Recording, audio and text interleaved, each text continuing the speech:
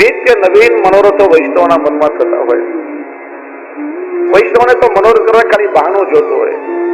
આજે મારો જન્મદિવસ છે, ચાલો ઠાકોરજીને પલ્લે ઝુલાવું, આજે વૈષ્ણવને મહાપ્રસાદ લેવડાવું. આજે મારી મેરેજ એનિવર્સરી છે, ચાલો આજે હું વૈષ્ણવને મહાપ્રસાદ લેવડાવું, ઠાકોરજીને હું હિંડોલા કરાવું, મારા પ્રભુને કેમ લાડ લડાવું, એક બહાનું જોતું હોય. બધાને આમંત્રણ મોકલાવ્યું. આજે બધા વ્રજવાસી આવો, આજે હું મારા લાલાના દર્શન બધાને કરાવીશ. અને બધા રાજી રાજી થઈ ગયા. ગોપીઓ સોળે શણગાર સજીને આવી, વાલ વાલ બધા સુંદર સજી ધજી, જબલા ટોપી જાત જાતના રમકડા મીઠાઈના થાળ ભરીને લાલા માટે લાવ્યા. રમકડાથી રમતા રમતા લાલન થાકી ગયા. મૈયાએ વિચાર્યું 3 મહિનાથી હું કોઈને મળી નથી, લાગે છે મારા લાલાને ઊંઘ આવી રહી છે, મારે મારી સખીઓ સાથે વાત પણ કરવી છે. એક બળદગાડું ત્યાં હતો, એની નીચે ઘોડીઓ બાંધી લાલાને એમાં પોડાડ્યા. જો પ્રભુનું સુખ ગૌણ થઈ ગયું. જ્યાં લૌકિક વિચાર મનમાં આવ્યો, મારે મારી સખીઓ સાથે વાત કરવી છે. એ બળદગાડું છે ને સંસારનું પ્રતીક છે. પતિ અને પત્ની સંસારનું વહન કરનારા બળદગાડાના બંને પૈડા છે. અને એ બળદગાડાની અંદર દૂધ દહીં ગોરસના માટલા ભર્યા હતા. એ છે બધા સંસારના વિષય રસો. જ્યારે જ્યારે જીવ પ્રભુને ગૌણ બનાવી દે અને સંસારના વિષય રસોને પ્રધાનતા આપે, ત્યારે ત્યારે સંસારનું ગાડું ઠાકોરજી તોડી નાખે. ઘણી વાર આપણી સાથે લૌકિકમાં એવું થાય. પેલો વાર્તા પ્રસંગ આવે છે ને, પેલા માજીએ વિચાર્યું કે દરરોજ ઠાકોરજીની સામગ્રી બનાવું છું તો એક સાથે 20-25 દિવસ ચાલે એટલી સામગ્રી સાથે બનાવી લઉં તો રોજ રોજ બનાવવાની ઝંઝટ ના થાય. એક સાથે 15 દિવસની સામગ્રી બનાવી અને ઠાકોરજી એક સાથે બધી આરોગી ગયા. પ્રભુ કે 15 દિવસની સામગ્રી એક સાથે બનાવી લઈશ, પછી તારું મન મારામાં નહીં લાગે, પછી લૌકિક કામમાં લાગશે. પેલું તો તારું મન મારામાં હતું કે આજે ઠાકોરજીને આ સામગ્રી બનાવી છે, આજે આ સામગ્રી બનાવી છે. ઠાકોરજી એટલા કૃપાળુ છે ને, ક્યારેક જીવનમાં કોઈક એવી ઘટના ઠાકોરજી આપે ને, ત્યારે વિચારો ઠાકોરજીએ તમને કષ્ટ નથી આપ્યો, પણ ઠાકોરજીએ તમારા લૌકિક કષ્ટને દૂર કર્યું છે, અલૌકિક કષ્ટને. પ્રભુનું ધ્યેય છે કે તમારું મન ઠાકોરજીમાંથી વિચલિત ન થાય, તમારું મન ઠાકમાં લાગેલું રહે એવું પ્રભુ ઈચ્છે છે. જ્યારે જ્યારે જીવનું મન પ્રભુને છોડીને લૌકિકમાં ભટકે, ઠાકોરજીને ક્યારે ના ગમે. ઘણી વાર વૈષ્ણવ પૂછતા હોય કે મારે બહારગામ જવાનું હોય અઠવાડિયા માટે, તો અઠવાડિયાના 7 ઘંટા ભેગા મૂકીને અમે સૈયા મંદિરમાં પછી બહારગામ જતા રહીએ તો ચાલે કે નહીં?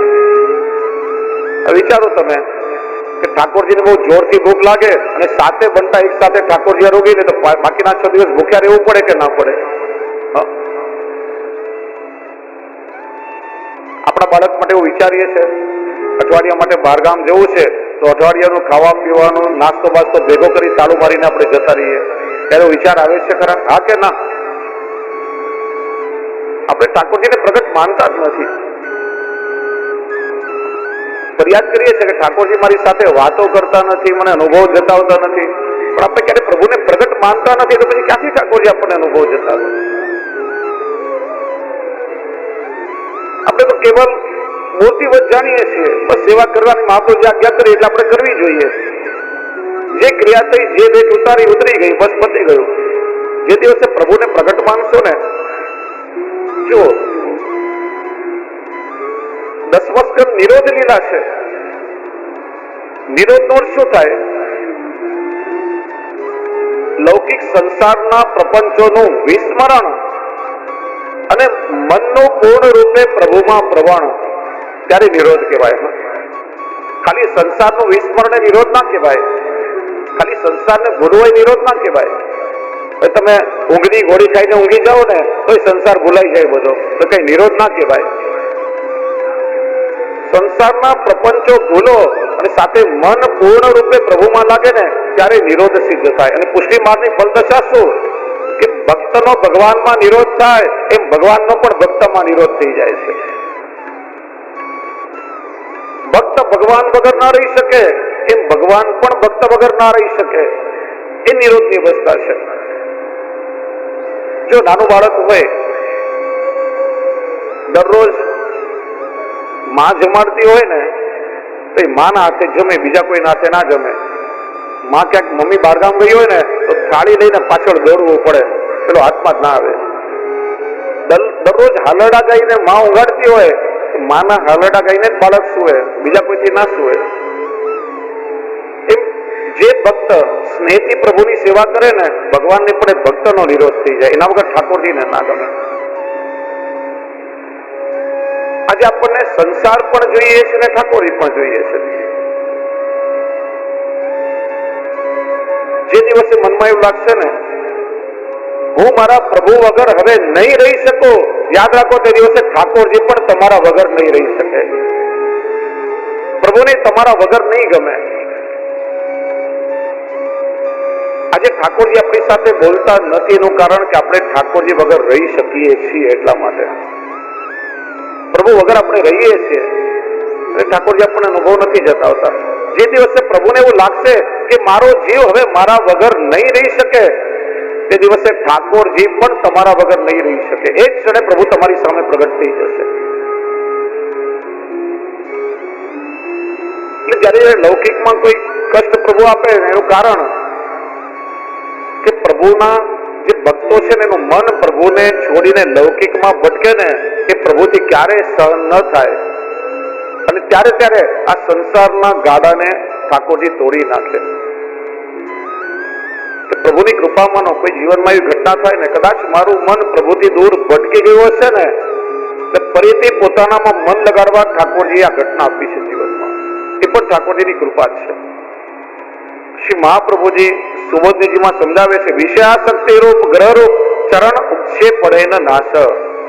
આ શકટ ભંજન લીલા કરી વ્રજવાસીઓની લૌકિક ઘરની આસક્તિ ઠાકોરજીએ છોડાવી છે અને પોતાનો એમનો નિરોધ સિદ્ધ કર્યો છે. લાલન મોટા થવા લાગ્યા. એકવાર મૈયા ખોળામાં લાલનને લઈ બહાર આંગણામાં બિરાજી છે. પ્રભુ દૂર ઊંચે આકાશમાં ઉડતા પક્ષીઓને જોઈ રહ્યા છે. વિચારે કે મારે પણ આ પક્ષીઓની જેમ આકાશમાં ઉડવું છે. અને એ સમયે કંસે મોકલેલો તૃણાવર્ત નામનો અસુર વંટોળિયાનું બવંડરનું રૂપ લઈને આવ્યો. પ્રભુએ લીલા કરી, પોતાનો ભાર એકદમ વધારી દીધો. મૈયાને ભાર લાગ્યો, ઠાકોરજીને નીચે પધરાવ્યા અને એ સમયે તૃણાવર્ત પોતાના વંટોળિયામાં ઠાકોરજીને ઉડાડીને લઈ ગયો. જો જે દિવસે આપણને ઠાકોરજીની સેવાનો ભાર લાગે ને ત્યારે જીવનમાં વંટોળી આવવાના જ છે.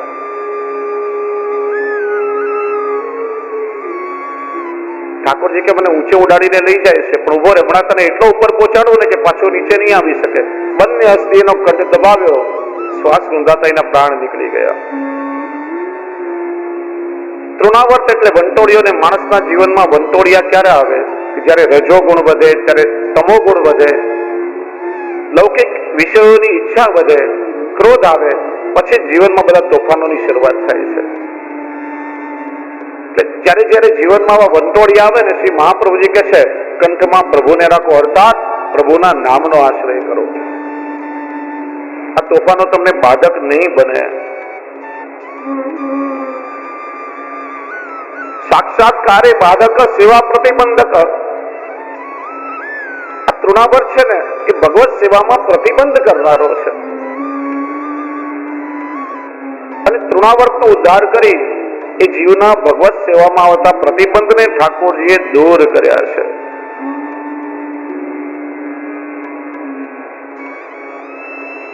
પ્રભુ રમી રહ્યા છે, સમય વીતે છે.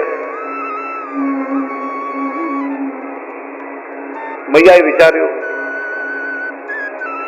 અત્યાર સુધી લલ્લા, કનવા, ગુલામના નામથી લાલનને બોલાવી રહ્યા છે. હજી સુધી વિધિવત કોઈ નામ રાખ્યું નથી. હવે નામકરણ કરવું જોઈએ.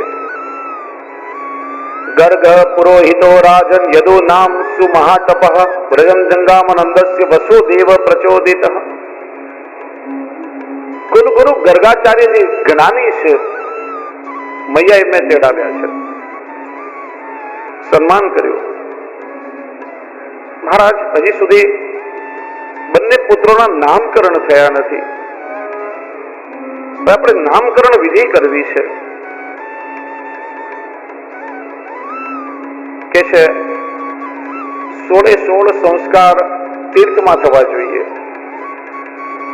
દરેક વખતે તીર્થ ક્યાં શોધવું? તો કે છે ગાયો બંધાતી હોય ને, ગાયના ચરણમાં 33 કોટી તીર્થનો વાસ છે.